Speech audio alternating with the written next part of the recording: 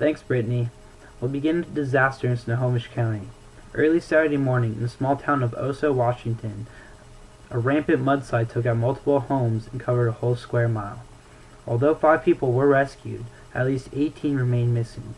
The ground is so unstable, search and rescue crews can't reach the bodies without risking their own lives. Late Sunday, rescue crews discovered 5 deceased bodies, while on Monday they discovered 2 deceased bodies. With the 3 bodies already being discovered on Saturday, that brings the death total to 10 total people. In other news, this year in Washington State, students will be trying a new test to help compare scores from around the nation. Nearly 40% of children in grades 3 through 8 and about 10% of children in grades 9, 10, and 11 will be participating in the new exam. Across the nation, 24 states will be testing the new exam, with about 180 schools in Washington expected to help. However, in 2019, Washington State students will be required to pass a yet-to-be-determined science test in order to get their graduation diploma.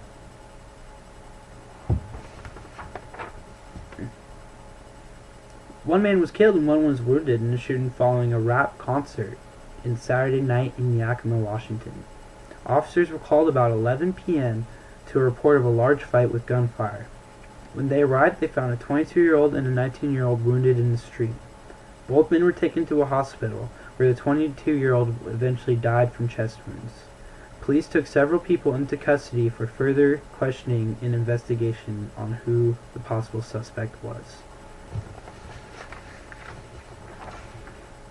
In eastern Washington, in the small town of College Place, Mayor Richard Newby died Sunday at his home. The Walla Walla County Coroner's Office says an autopsy is scheduled for Monday. Newby was 54 years old. City Administrator Pat Ray says the death appears to be from natural causes. Newby was found by a family member and could not be revived. Ray says the death was unexpected but not suspicious. Newby had been the mayor of the town next to Walla Walla since 2009, after winning re-election in the small town of about 9,000 people.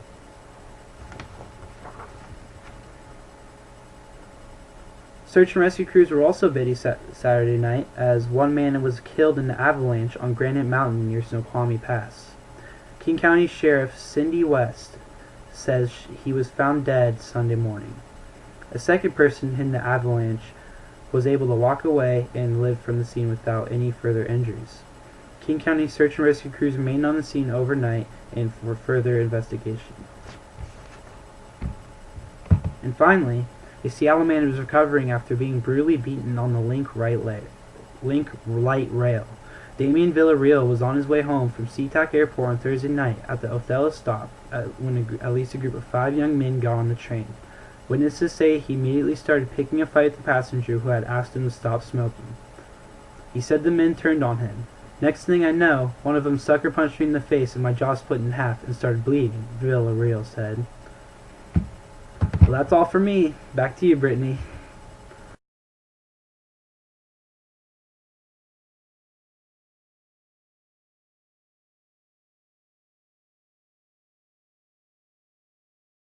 News.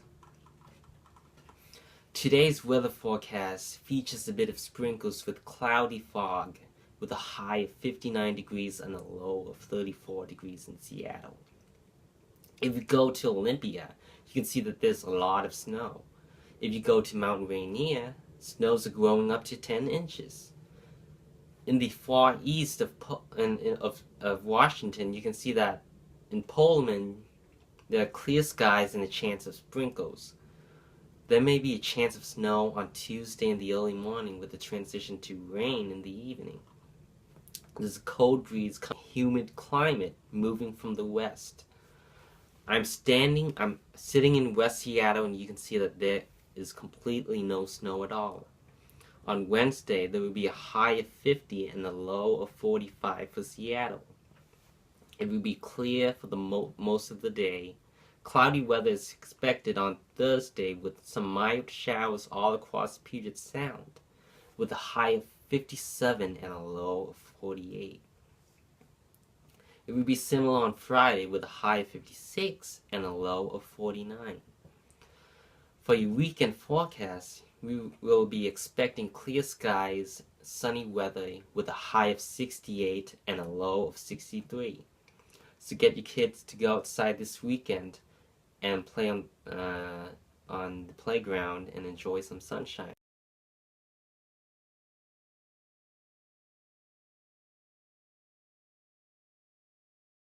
Thanks, Brittany. The Seahawks have maintained a relaxed approach during NFL free agency. They re-signed a handful of their own players, most notably defensive lineman Michael Bennett, but continue to see familiar faces take larger salaries to go play for other teams. Golden Tate described his offer from the Seahawks as laughable, saying he would make more in one season with Detroit than he would in 2 years with Seattle. Though the team has been linked to defensive lineman Jared Allen and has reportedly contacted Eagles about Deshaun Jackson, there is nothing official yet. The fact that they will need to re-sign Richard Sherman, Russell Wilson, and Earl Thomas in the next 2 years is probably in the back of their minds, so they'll need to spend their money carefully. The start of the Mariners season is just around the corner. They open up their regular season against the Angels in Anaheim on March 31st, with their home opener coming on April 8th against those same Angels. Once the season starts, all eyes will be on the newly signed Robinson Cano. The Mariners were surprisingly able to outbid the Yankees for the 31-year-old second baseman.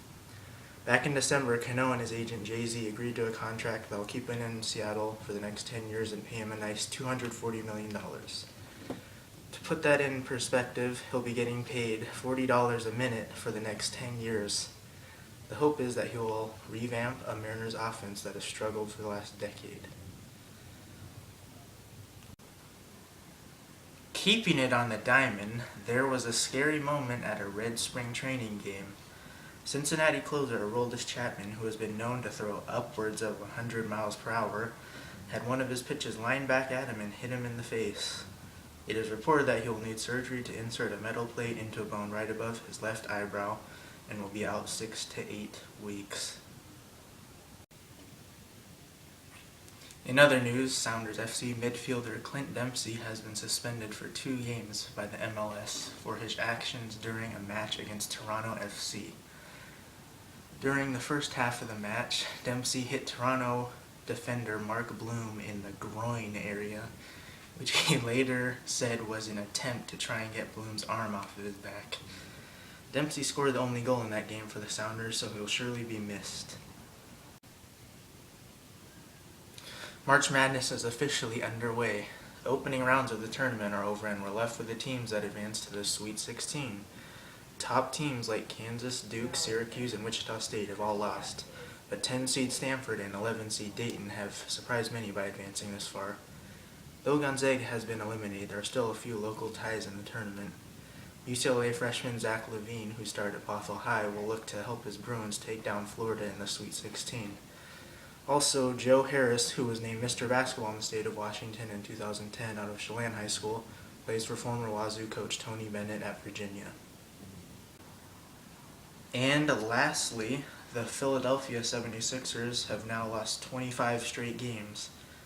This is the second longest losing streak in NBA history, falling just short of the Cleveland Cavaliers' 26-game losing streak during the 2010-2011 season.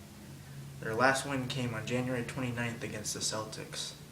This means that the Seahawks have won a game more recently than the 76ers. And that's it for sports. Back to you.